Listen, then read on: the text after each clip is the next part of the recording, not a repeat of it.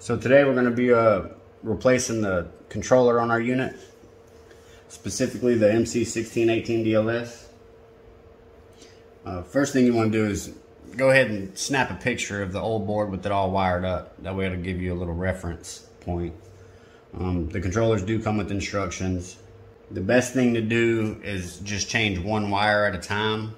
I'm not going to do that just for demonstration purposes. But when you get your controller, it's always good to just do one wire at a time. That way you don't get too ahead of yourself.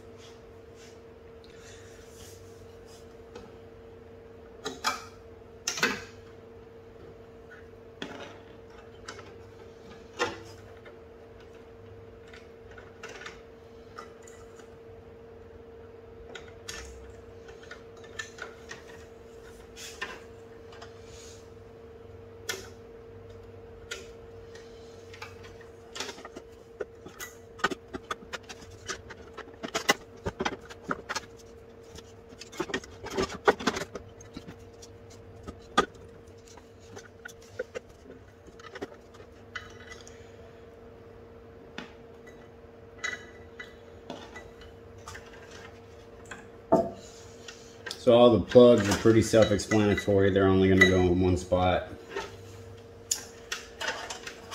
As far as your wires with spade connectors, your motor wire, your red wire is going to go to A+,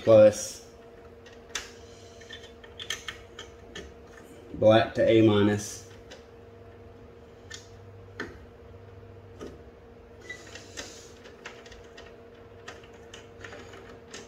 white to neutral or N,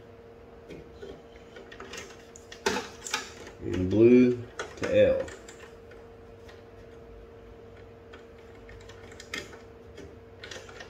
And of course, green is your ground wire. It goes down here in the bottom corner.